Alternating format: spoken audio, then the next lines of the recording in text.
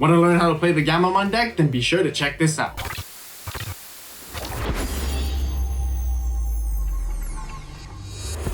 Okay, so for our first game of the matchup today, we're actually going to be playing against Mirage Gammamon. And Mirage Gammamon here, we're actually going to be going second. Our hand looks quite okay to keep.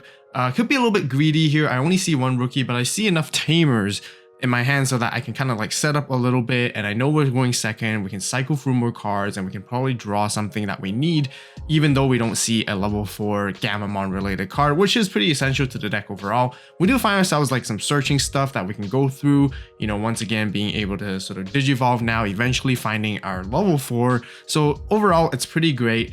We do originally see a Proximamon and like a higher top end Arcturusmon as well at the same time. So I kind of felt like I just want to hold on to it and potentially get into it as the main idea of the combos overall. But when it comes to the Mirage Gammamon matchup, it is a little bit tricky because Gammamon does utilize a lot of on deletion effects, especially when it comes to the purple stuff.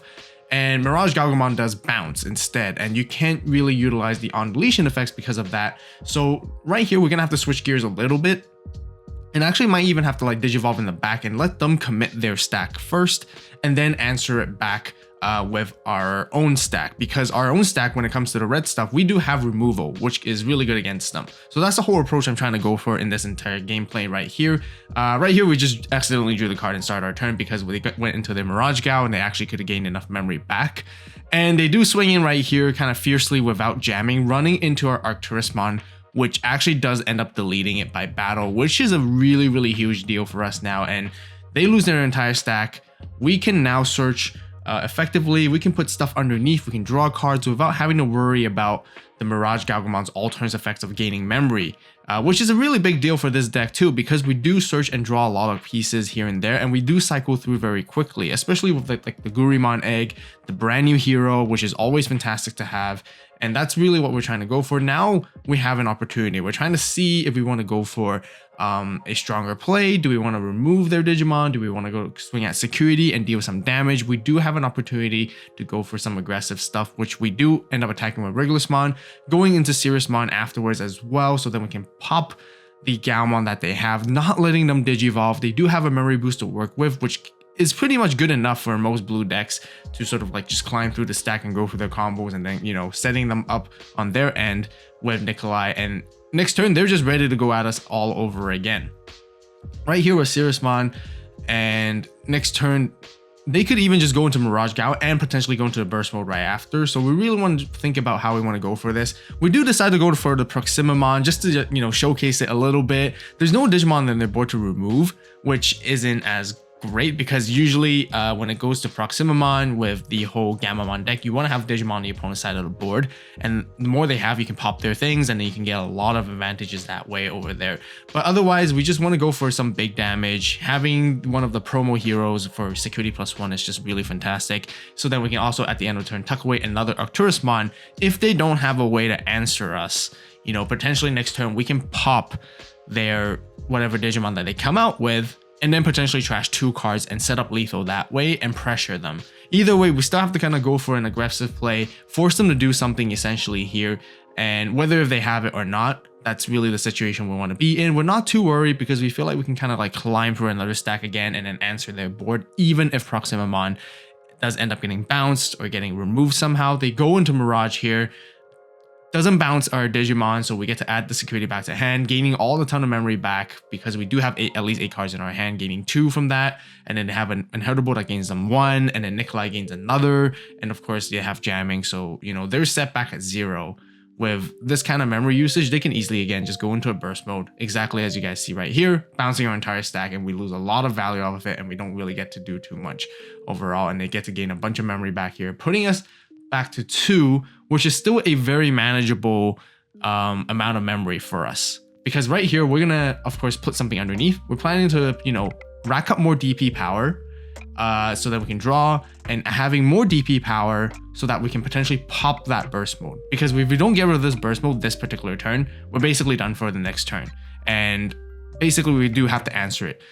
This is when the BT10 Cannon-Weissmon kind of comes in clutch nicely, because we get to gain extra DP, racking up all the way really high. Cannon-Weissmon itself gains 2, Hero gives it another 2, so it goes up to 12 right here. That Gammamon, with double Gammamon, we have extra 4k as well.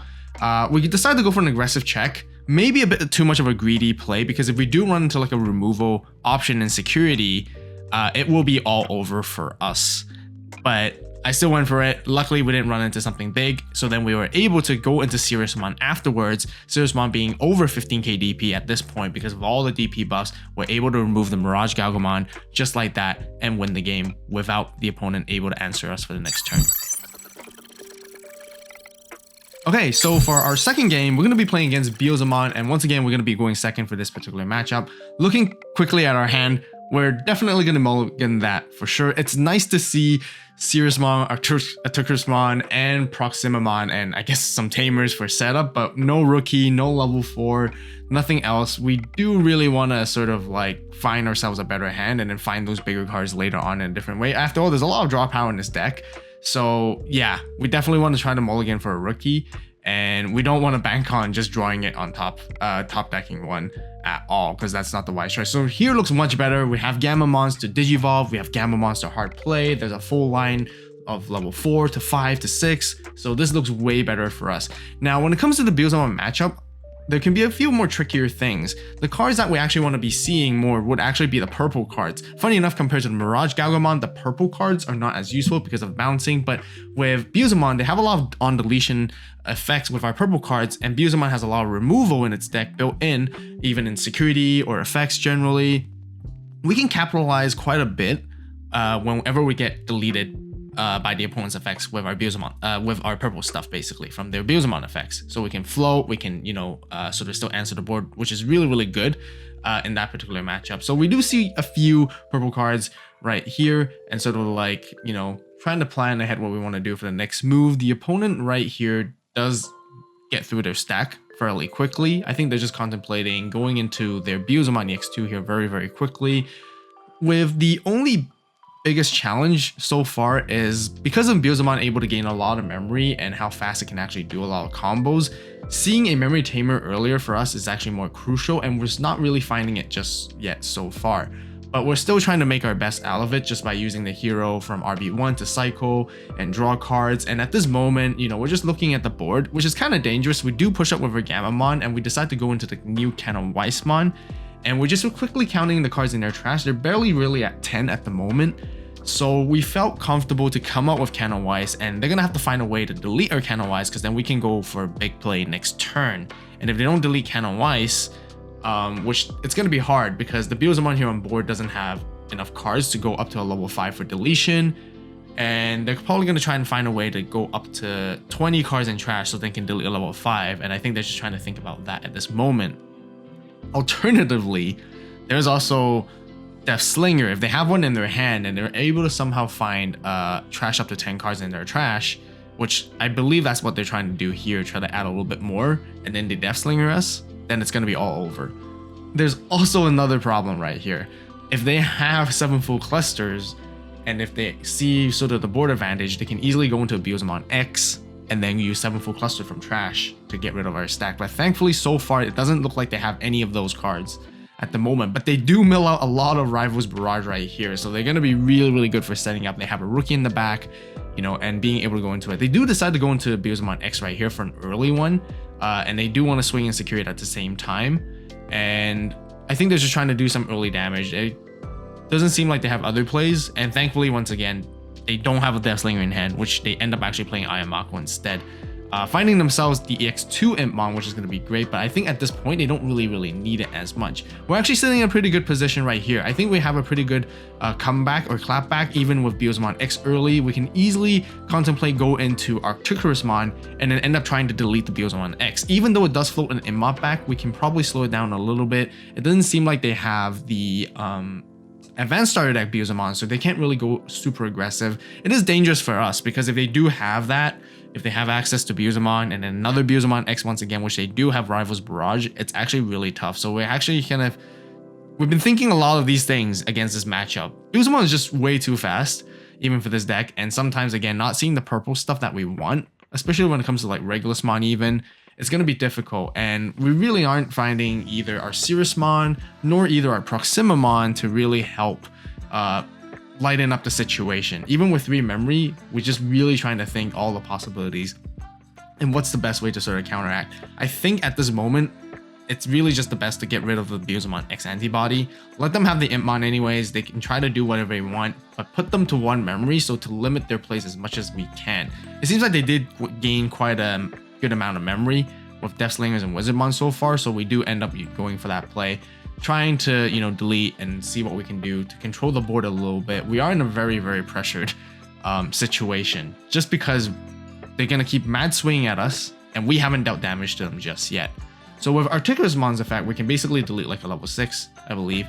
And on deletion, they're going to use Pagumon, and look what they mill. 2 EX2 Busamons right here, and they have more than enough Impmons in their trash to play them back. They can potentially warp into it the next turn even if they wanted to. And this is just a very bad situation for us. So they end up playing 2 Impmons via the EX2 Busamon's effects, and Busamon X plays another Impmon back, and there you go. A whole board of Impmons, and now they have enough swings to go for us. The only thing that's going to save us is probably a security bomb, which we actually don't play, unfortunately, in this deck. Now I really wished I had Crimson Blaze at this moment, but it is what it is. They did high roll us out of there pretty crazily, which was really, really intense. Did not expect that at all. I think there's nothing I could do too much right there, and we did unfortunately get Impmon rushed out in this game. But as you guys can see from this particular game, Busamon was able to outpace us quite a lot, and we weren't able to do too much, which is a little bit unfortunate. Now for the next matchup, this time we're going to be playing Wargreymon, the Wargreymon Tribal right here, and this time it looks like we are going first, and the hand looks pretty good. So we don't really need a mulligan, mainly because we do have our level 3 Gammamon to sort of get into. We do see a level 4, so we can kind of like cycle and draw cards very finely that way and continue to find our pieces. When it comes to the Wargreymon matchup, it's really just about, you know, seeing what the pieces that the Wargreymon deck can actually find. And the more pieces they find and more ideal pieces, once again, you know, the stronger they get there as well. And for us, we kind of just do want to sort of play the situation and see how it goes. Of course, the usual game plan with Gammamon is to try to control the board a little bit meanwhile. So we do want to attack with the Gillis here, using Gillis's effect to sort of pop itself and all that. And then we can play a Gammamon back, and then we can get rid of their Agumon as well. Only wish that the Gammamon was a searching one so we can get the on-play effect, which is going to be nice. So we end up just passing our opponent to as little memory as we can, setting up a hero at the same time, knowing that they can't really answer us right away. Plus, we do have a Retaliation Goose, so if they ever want to swing into it, they're going to have to, you know, trade with us at the same time. So right here, we're sitting pretty okay. Here, we're just contemplating again how we want to play this. It looks like it's going to be most ideal when it comes to going into a Canonweissmon, passing them to 1 memory so they can't do too much, limiting their plays. Just again, because sometimes the Wargreymon deck, they can get really explosive out of nowhere and just like take out your Digimon. So you don't want to end up giving them a bit too much memory. Trying to give them as low as possible is always more ideal when it comes to that.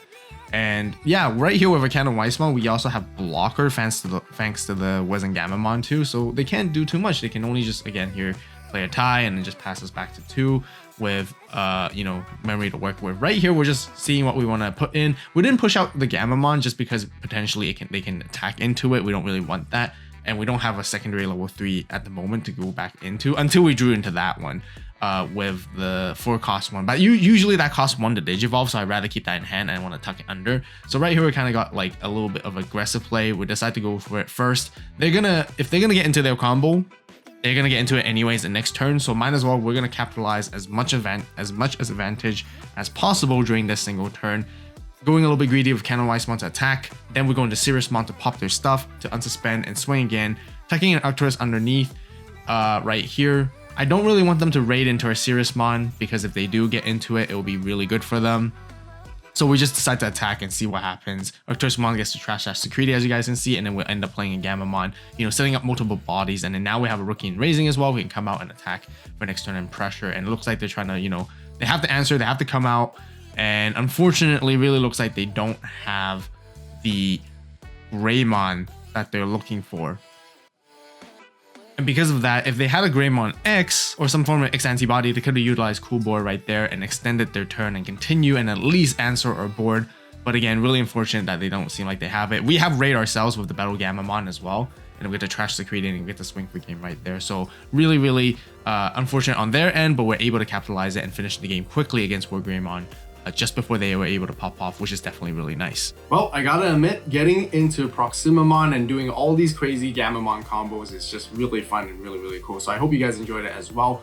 Definitely be sure to stay tuned for the deck profile, but if you guys want to see more Gammamon related content, be sure to check out this video right here. And as always, thank you guys so much for watching. You guys have a great day, great night, wherever you are. See you next video, and this is AVAULT signing out.